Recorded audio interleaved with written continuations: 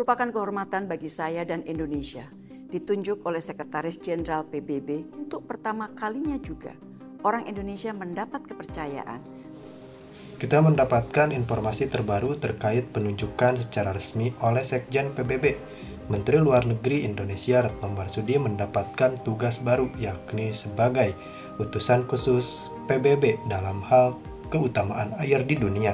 Karena seperti yang kita ketahui bahwa air menjadi salah satu isu komprehensif di PBB setelah dunia dihantam berbagai krisis, dan kali ini Menteri Luar Negeri Indonesia akan mengemban tugas yang cukup berat yakni sebagai utusan khusus Sekjen PBB 2024, dan ini merupakan langkah pertama dari PBB menunjuk utusan khusus, dan Menteri Luar Negeri menjadi orang Indonesia pertama yang menjadi utusan khusus resmi dan sah Sekjen PBB Antonio Guterres.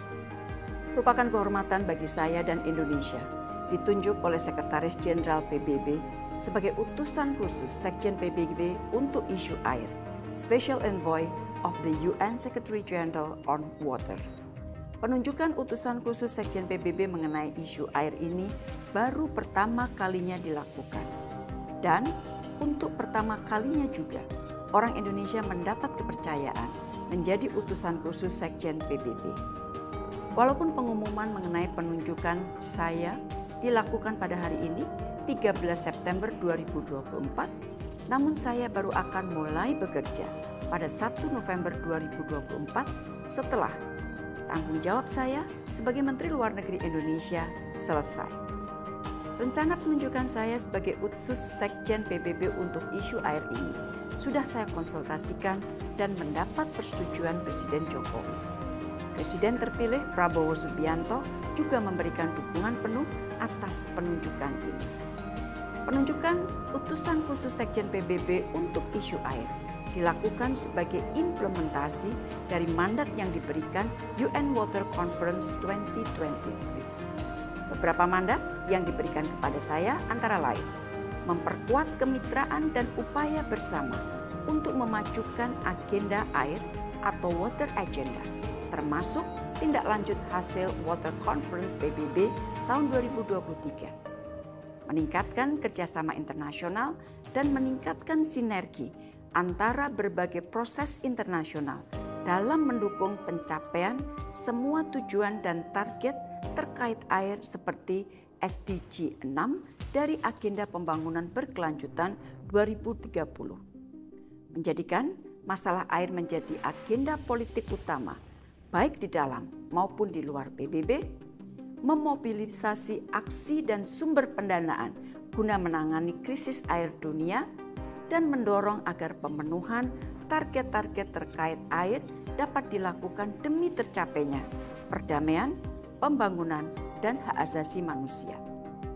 Komitmen negara dunia sangat kritikal, mengingat pentingnya isu air bagi seluruh aspek kehidupan manusia dan bahkan bagi perdamaian dunia. Kerjasama internasional diperlukan. Pendekatan no one left behind penting dikedepankan.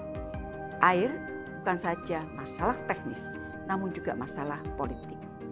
Kegagalan menangani masalah air dan sanitasi tidak saja akan melemahkan 3 aspek pembangunan berkelanjutan, yaitu society atau masyarakat, ekonomi, environment atau lingkungan hidup, namun juga akan berpengaruh terhadap hak asasi manusia, perdamaian, dan keamanan.